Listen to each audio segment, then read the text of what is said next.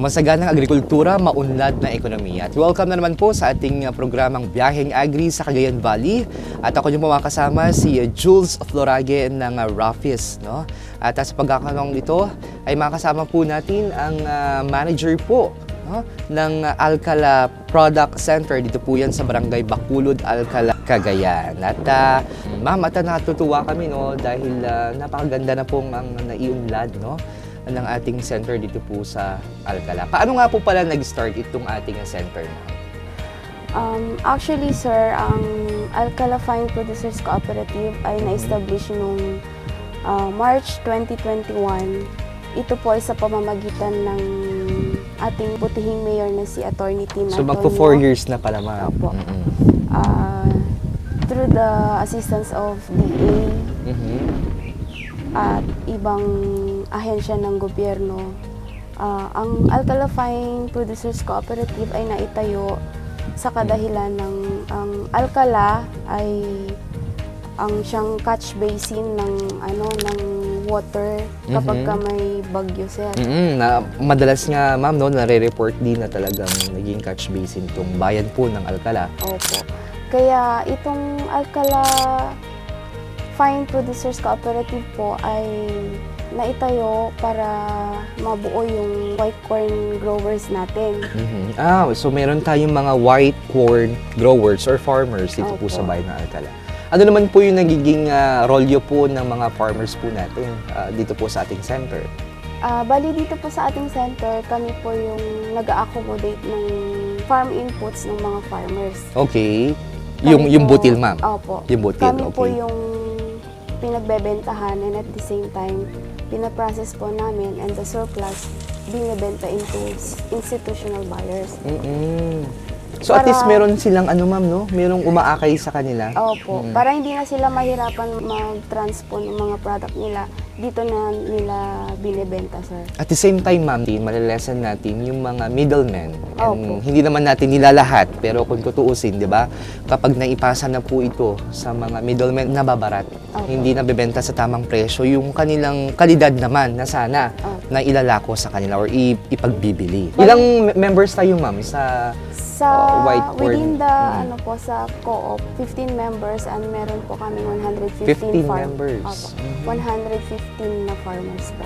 Wow, okay. Sa white corn growers po. So yung mga white corn growers po natin, ma'am, ilang tons naman po yung mga naibebenta po sa inyo? Meron kami 7 tons 7 tons? Opo. Na this dry season po. Wet season yung last. Okay. And then this dry season yung upcoming na output nila. Ang maximum na binebenta sa inyo, ma'am, ay nasa ilang tons po, ma'am? Madalas? 7 to 8 Wow, tons po. 7 to 8 tons. At least malaking bagay na yun sa mga farmers, na hindi nila kinakailangang ipagbili pa, no, kung saan-saan ima-market. Ano po yung naitulong naman ng Agribusiness and Marketing Assistance Division sa ating, ma'am? Sa DA AMAD, malaking pasasalamat namin kasi natutulungan kami through marketing linkage. Yun. May mga programa po sila like trade fair. I-display, ma'am, no? Opo. Para mai-display din namin yung mga product namin. At at the same time, itong mga products po natin, ay DTI certified po ba siya, ma'am? FDA din po. And FDA certified. So at least ma-ensure natin, magagarantiyan natin yung mga public consumers, no, na talagang pwedeng kainin. Actually, pwedeng kainin talaga kasi talagang sila ay certificado and safe. Sinusunod natin yung mga GMP ba yun, ma'am? Yung good manufacturing practices. At itong mga corning po natin, ma'am, na ginagawa, maproseso po ba to? Kapag ka dry season, is easy lang po yung processing kasi kasi sun dry po siya eh. Sun-dry. So katulad nitong panahon na to, hindi kayo makakapag Produce ng marami, sir, kasi through dehydrator lang po yung gamit namin kapag ka nagde-drying kami. So at least meron kayong makinarya, ma'am, no? Bali, assisted by DOST naman po yun. Yung mga dehydrator, yun po yung ginagamit namin ngayon. At mapunta naman tayo dun, ma'am, sa mga products po natin. Saan po galing itong mga variety po natin, ma'am? Ino-offer po ng DA mga seeds po Mm-mm. to farmers, and then may fertilizer at insecticides. Ganun po. Mm-mm. So yung ginagamit nyo, ma'am, na variety po ng mais, ng white corn, ay galing po ito sa may DA, assisted DA project din po ito. So until now, ma'am, ay napapakinabangan nyo pa rin yung Yes po. ng variety. Anong distinct, ma'am? What's so distinct or unique sa variety po? Assistance po mula po, katulad po itong variety ng corn sa DA. Ano po yung kakaibang lasa or flavor at quality ng corn kumpara sa ibang corn din po? Ito sir, kasi pinaprocess namin na out of OPV white corn. Yun, open pollinated variety. Mm-mm. Hindi siya yung corn na matigas kapag dinideep fried. Okay. Malalasan yung crunchiness. Naging catch basin itong bayan po ng Alcala dahil po sa mga yellow corn plants po natin or planting na hindi naman natin mapipigilan kasi nga po talagang kumikita yung ating mga yellow corn farmers po doon. Ang point po naman doon ay kung babalansehin natin ay nagkakaroon din ng konting problema din pagdating sa environmental security and protection. Kwentuhan nyo kami doon, ma'am. To shift yellow corn farming into white corn farming. Mhm. Kasi ang yellow corn farming is gumagamit sila ng herbicide. Hanggat maaari, yung mga yellow corn farmer is to convince them into white corn farming. Ano yung mga products po natin na pinagmamalaki po dito sa bayan ng Alcala? Ang pina-process po natin is out of white corn. Yung product line natin is meron tayong coffee corn, Oh, coffee corn. Mhm. corn crunchies, and then meron din tayong corn noodles. Sir. At saka napansin ko, ma'am, no, iba't ibang tawag dito, flavor na rin. Apo. So, nakikisunod na rin Dalawang tayo sa flavor. market, Speaking of market, ayan, saan na po pala nakakaabot, ma'am, itong display po natin? Market areas po natin, meron tayong pasalubong center, Mhm. out of hubs, different towns. Ano, ma'am? meron- Out of? Out of hub. Out of hubs. Yung Mhm. one town, one product. Product. na. Mhm. Then, meron din tayong schools. Sa mga Okay. school canteens. Meron. Meron po. And then, sa mall na rin po. Mhm. Anong malls, ma'am? Sa Robinson po. Dito po. Opo. Wow, consignment And then- naman po yun, ma'am. Opo. Mhm. And then, meron din mga other buyer natin from other municipalities. Mhm. Dinidisplay nila yung mga may grocery stores. ganun. Okay. Nabanggit nyo kanina, ma'am, no, na tumatayo Big Brother, itong co-op po ninyo. Sino naman po yung na-assist nating mga small brothers or Bali, ang brother? product center, small brother na assist po natin is yung mga white corn growers po natin from Damulong and then other barangays.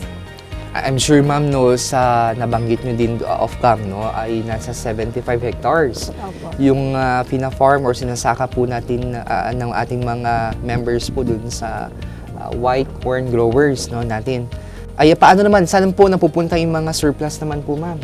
Sa surplus po natin yung hindi natin kayang i-process, may mga institutional buyer tayo, sir. Like Barcelona, then... Oh, Barcelona sa Spain? dito sa Isabela po. So doon naman tayo, ma'am, sa impact naman po na nitong center po natin at sa ating mga white corn growers. Sa paniniwala nyo, ma'am, at sa pamunuan po ng lokal na pamahalaan ng Alcala, sa tingin nyo, ma'am, nakakatulong po tayo sa ating mga small-scale farmers o yung ating mga farmers? Laking tulong po sa ating mga farmers ang itinayong programa ni Mayor na ito. Kasi ang ating mga farmer, hindi na nila kailangan i-transport pa yung kanilang farm inputs sa other towns. Dito na mismo nila binebenta at pinaprocess na rin. Ways forward nyo siguro, ma'am, or yung mga future plans na gusto nyo pa pong i-improve or enhance ito sa ating center? We tend to develop other products na based on our farmers' input para hindi na mahirapan talaga yung mga farmers natin. Yeah, at sa kasalukuyang administrasyon po, no, ng ating kalihim, mula po yan sa Department of Agriculture, na Secretary Francisco Theo Laurel Jr., no? Isa po sa mga key strategies po niya ay itong strong partnership, no, with the farmers, fisherfolk, private sector, and other stakeholders upang sa ganoon ay makonsolidate po, no, yung mga lahat po ng naaani po ng ating mga farmers, hindi lang sa corn, kundi sa mga rice at iba pa, at makonsolidate ito at magkaroon ng stabilization sa pricing at maibenta ng tama yung kanilang mga products, di ba? Meron kayong Facebook page, ma'am? Alcala's Finest Product, yung FB page natin. And Okay. then the email is alcalafineproducerscoop@gmail.com. So, ma'am, any parting words po or message sa ating mga farmers na nag-yellow corn, no? Hindi naman natin dinidiscourage yung ibang mga yellow corns na meron ding malaking kita kahit papaano sa white corn po natin. Yes po. Sa ating mga local farmers, we encourage you to plant white corn base para hindi na tayo mahirapan sa pagka may mga bagyo, ganyan. Kasi ang white corn farming is talagang nakakatulong pagdating sa ating environment. Hindi na tayo mahirapan kapag flash flood, ganyan. Hindi na tayo masyadong apektado. Kasi lessen na yung paggamit natin ng herbicides. Okay, so napakinggan niyo po no, ang ating manager mula po yan sa may Alcala Product Center dito po sa Barangay Bacolod, Alcala, Cagayan na si Miss Jennifer M. Pagaduan. At thank you so much, ma'am, no, Thank you, sa sir. pagpapaunlak po ng aming interview. At sa mula po no, sa pamunuan po ng Department of Agriculture Regional Field Office Number 2 at sa pamamagitan rin po ng corn program, ay samahan niyo na naman po kami sa ilang mga episodes patungkol pa rin po sa agrikultura. Muli ako po si Kuya Jules, dito po yan sa Biyaheng Agri sa Cagayan Valley.